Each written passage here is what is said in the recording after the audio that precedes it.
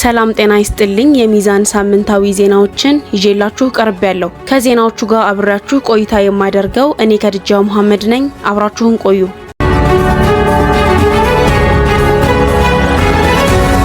ህገወጡ መጅሊስ የመስጂዶችንና የመድረሳዎችን አካውንት ሊያግድ መሆኑን ገለጸ። ህገወጡ መጅሊስ ያልተቆጣጠራቸውን የሱፊያ መሳጂዶችን ለመቆጣጠር የመስጂዶችንና የመድረሳዎችን አካውንት ሊያግድ መሆኑን ገለጸ። ይህ የመስጂዱ አግላይ እንቅስቃሴ ዓለም ባንክ፣ ቤተል፣ አየር ጤና ላሉ የዋሃብያ መሳጂዶች ላይ ሳይሆን ሱፊያውን የማጥቂያ ብቻ ነው ሲሉ የሚዛን ምንጮች ገልጸዋል። በዚህ መሰረት የአልኢምራን መድረሳ የትምህርት ማዕከል፣ የታላቁ አንዋር መስጂድ መድረሳ፣ የኑር መስጂድ ጠሮ መሰል መሳጂዶች አካውንታቸው ከሚዘጉ መስጂዶች ሊሆኑ እንደሚችሉ ተጠቁሟል። መስጂዶቹ እስካሁን በመጅሊሱ እየተዳደሩ ቢሆንም በአጠቃላይ የፋይናንስ ስርዓቱን በተቋሙ አድርጎ የራሱን ኡስታዝ ለመተካት ነባር መድረሳዎችን ለማፍረስ ነውም ተብሏል። የአዲስ አበባ ከተማ እስልምና ጉዳዮች ከፍተኛ ምክር ቤት ባወጣው የደብዳቤ መግለጫ ህገ መጅሊስ ቁጥር 01/2018 ለተቋሙ መዋቅሮችና ሀብቶች አስተዳደር ግልጽ ህጋዊ ማዕቀፎችን አስቀምጧል ያለ ሲሆን ለዚሁ ተግባር ተብሎ በተዘጋጀው ህገ መጅሊስ መሰረት መሆኑንም ገልጿል።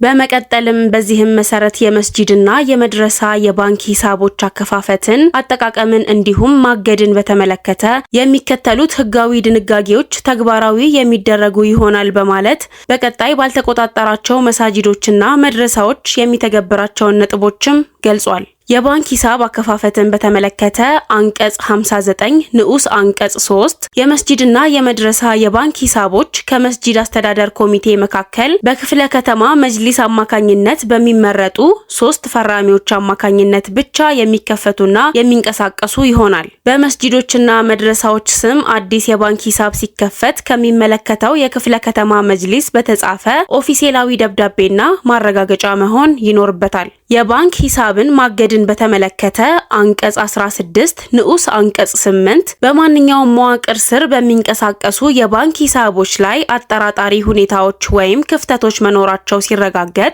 ከፍተኛው ምክር ቤት ሂሳቦቹን የማገድ ሙሉ ስልጣን አለው። በዚህ ህጋዊ መሰረትና በተረጋገጡ አጠራጣሪ ሁኔታዎች ወይም ክፍተቶች ምክንያት የምክር ቤታችን መዋቅሮች የሚጠቀሙባቸው የባንክ ሂሳቦች ከታገዱ እገዳውን ማንሳት ወይም ሂሳቡ እንዲንቀሳቀስ ፍቃድ መስጠት የሚቻለው በከፍተኛው ምክር ቤት ፕሬዝዳንት ወይም በአስተዳደራዊ ጉዳዮችና ተቋማዊ ልህቀት ምጥራዝ ደንት ፊርማና በይፋዊ ደብዳቤ ብቻ ነው። በመጨረሻም ከላይ የተጠቀሱትን ህጋዊ ድንጋጌዎች ከዚህ በፊት በተከፈቱ አካውንቶችም ላይ ተግባራዊ እንዲደረጉ ገልጿል። እነዚህ የመጅሊስ አቅጣጫዎች ዓለም ባንክ፣ ፉሪ፣ ቤተል፣ አየር ጤና ወዘተ ላሉ የመጅሊሱ አስተሳሰብን የሚከተሉ መሳጂዶች ላይ ሪፎርምም ሆነ እነዚህ አቅጣጫዎች የማይነካቸው ሲሆን ሆን ተብሎ የሚዘጋጁት አንድን ማህበረሰብ ሱፊያን ለማጥቃት ነው ብለዋል። ህገወጡ መጅሊስ በምርጫ የወደቁትን ሼህ መከተ ሙሄ የሸሪዓ ፍርድ ቤት ፕሬዝዳንት አድርገው ሾመዋል። ሼህ መከተ ሙሄ ወንጀለኛ የተባሉ ስለነበሩ ህጉ ፕሬዝዳንት ከመሆን ያቅባቸዋል ተብሏል። ቀድሞ የነበሩት መሪ መልቀቂያ እንዲያስገቡ በተለያየ መልኩ ሎቢ ተደርጎ መልቀቂያ ማስገባታቸውን መዘገባችን ይታወሳል። ዘገባችንም የዋሃብያ ሸሪዓ ፍርድ ቤት ፕሬዝዳንት ሼህ መከተ ሙሄ እንደሚሆኑ መዘገባችን አይዘነጋም። በዚሁ ዘገባችን መሰረት የሸሪዓ ፍርድ ቤት ግልጽ የሥራ ውድድር ሳያደርግ ሼህ መከተን ፕሬዝዳንት አድርጎ ሾሟል። ፕሬዝዳንቱን ያቀረበው ህገወጡ መጅሊስ ሲሆን የሸሪዓ ፍርድ ቤት ዋና ዓላማው ሱፊያ ናቸው ተብሎ የሚታሰቡ ጠንካራ የሆኑ ወይም በአስተሳሰብ ተቃራኒ የሆኑትን ሪፎርም በሚል ለማሰናበት በመጅሊሱ በኩል ታልሞ የቀረበ ምልመላ ሲሆን ቀጣይ የመጅሊሱ እርምጃ ከላይ እስከታች ሱፊያውን ከተቋሙ ማጽዳት ነው። በጉዳዩ የህግ ባለሙያ ያነጋገረ ሲሆን የህግ ባለሙያተኛው በትክክለኛ ህግና ስርዓትን የተከተለ አሿሿም ከሆነ ሼህ መከተ ሙሄ የሸሪዓ ፍርድ ቤት ፕሬዝዳንት መሆን አይችልም ብለዋል። ምክንያቱም ሼህ መከተ ተከሰው ወንጀለኛ ተብለው የተፈረደባቸው ሰው ነበሩ። ይህ በህጉ መሰረት ፕሬዝዳንት ከመሆን ያቅባቸዋል ተብሏል። ሼህ መከተ ሙሄ ህገወጡ መጅሊስ ባከናወነው የይስሙላ ምርጫ የሸሪዓ ፍርድ ቤት ፕሬዝዳንት አድርገው ሾመዋል። ማስቀራት አትችሉም ተብለው መስጂዳቸውን እንዲያፈርሱ መታዘዛቸውን ለሚዛን ገለጹ። መሬት ለመስጂድ ሰጠህ ብሎ መጅሊሱ ገበሬ በሚሊሻ አሳስሯል ሲሉ ሼህ ሁሴን ገልጸዋል። አማራ ክልል ገራዶ ወደ 200 ተማሪ ደረሶች ይዘው የሚያስቀሩት ሼህ ሁሴን ከሚያሰግዱበትና ከሚያስቀሩበት መስጂድ ከኢማምነት በህገ ወጡ መጅሊስ እንዲፈናቀሉ ከተደረጉ በኋላ ደረሶች የመማሪያ ቦታ አጥተው ተቸግረው እንደነበረ ገልጸዋል። ይህንን የተመለከቱት አህለል ኸይር ገበሬ የተወሰነ ካሬ ቆርሶ በመስጠት ተማሪዎችን እንዲሰበስቧቸውና ማስተማሩ እንዲቀጥል ካደረጉ በኋላ የተለያዩ አካላት በማስተባበር ከ60 በላይ ቆርቆሮ አሰርቼ በግል ደርሳቸውን ወይም ትምህርታቸውን አቋርጠው የነበሩ ተማሪዎችን ሰብስቦ ማስተማር መጀመራቸውን ገልጸዋል። ሆኖም ከወረዳ መጅሊሶች የመንግስት ሚሊሻ ይዘው በመምጣት ማስቀራት አትችልም፣ መጅሊሱ ነው የሚፈቅደው ተብዬ መስጂዱን እንዳፈርስ ቀጥረውኝ ሄደዋል። የሚመለከተው አካል ካለ ሃይማኖት ማስተማር አትችልም እስከማለት ግፍ በደል ደርሶብኛል፣ ያልሄድኩበት የለም ብለዋል። የአካባቢው ሙስሊሞች ጉዳዩን በተመለከተ በተለያየ መልኩ መጅሊሱ የሚሄድበት መንገድ አቤት ቢሉም ሰሚ አላገኙም፣ እኔም አላገኘሁም ብለዋል። ከኔ አልፎ መሬት ለምን ለመስጂድ ለማስቀሪያነት ሰጠህ ብለው የወረዳ መጅሊሶች የመንግስት ሚሊሻ ይዘው መጥተው አሳስረው አስፈራርተው እንደለቀቁት ገልጸዋል። ሼህ ሁሴንን አነጋግሯል። የክልሉን መጅሊስ ለማነጋገር ያደረግነው ጥረት አልተሳካም። ምንድነው የተከሰተው? እስኪ ምን ልካደው እንደ የተከሰተው ነገርማ ይሄው መግሪያ አጣነኝ ማስቀሪያ መኖሪያ አጣን እኮ። እናስቆማለን ያሉበት ምክንያቶች ምንድናቸው? እስካሁን የተነገራቸው ነገር አለ?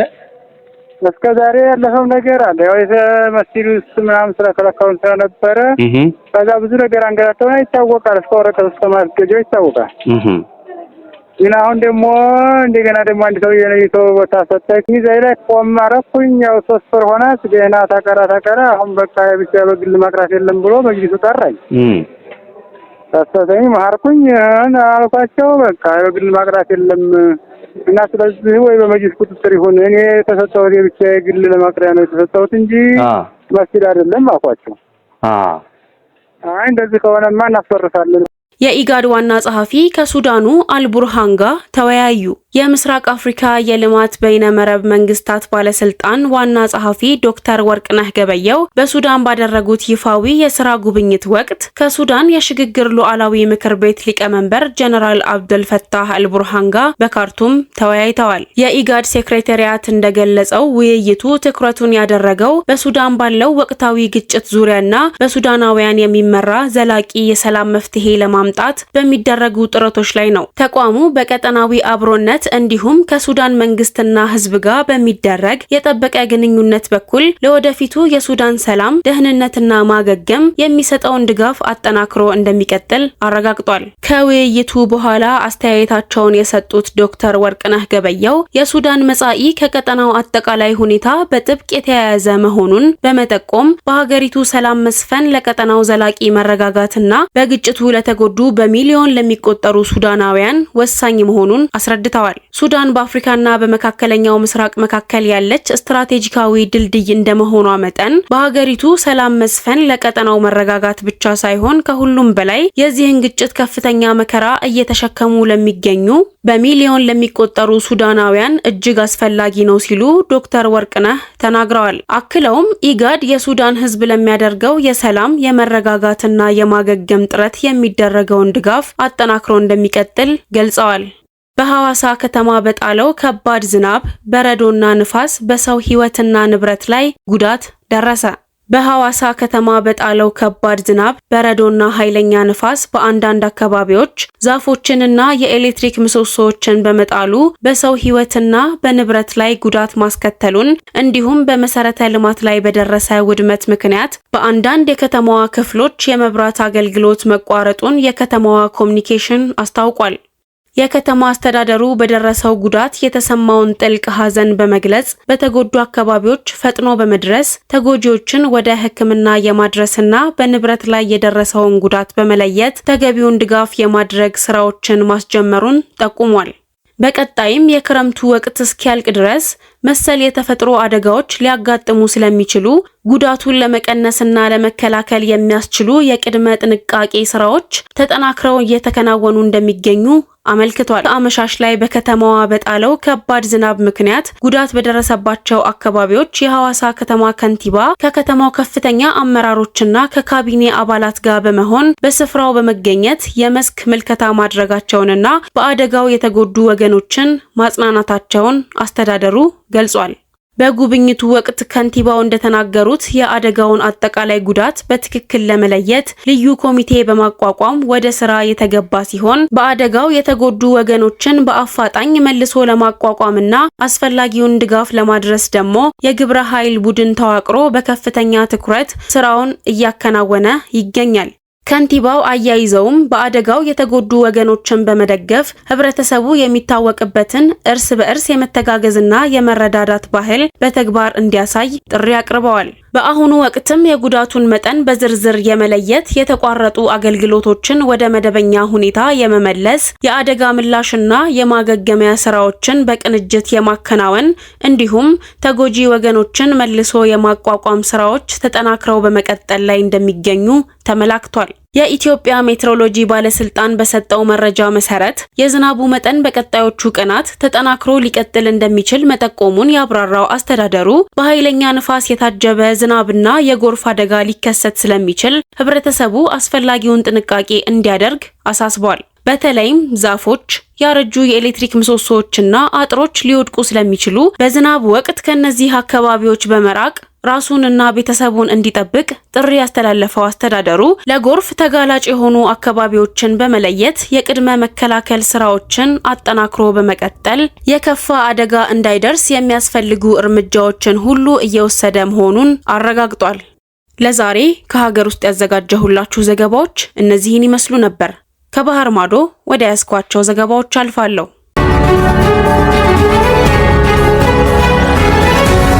የኢራን ጦር በኩዌት የአየር ጣቢያ በሚገኙ የአሜሪካ ተቋማት ላይ የድሮን ጥቃት ፈጸመች።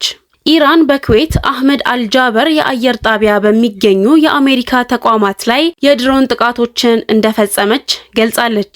ይህም ቁልፍ የሎጂስቲክና የክትትል ማዕከላትን ኢላማ አድርጓል። በመግለጫው በጦር ሰፈሩ ላይ ያሉት የተዋጊ አውሮፕላን ቦታዎች፣ የሳተላይት የመገናኛ ስርዓቶችና የመሳሪያ መጋዘኖች በፈንጂ ድሮኖች ኢላማ መሆናቸውን ገልጸዋል። ጦሩ የአህመድ አልጃበር የአየር ጣቢያን ለአሜሪካ የአየርና የክትትል ስራዎች እንዲሁም የሎጂስቲክስ ድጋፍ ቁልፍ ማዕከላት ነበር ሲል ገልጾታል። በኢራን መግለጫ ላይ ከኩዌት ወይም ከአሜሪካ የተሰጠ ፈጣን አስተያየት የለም።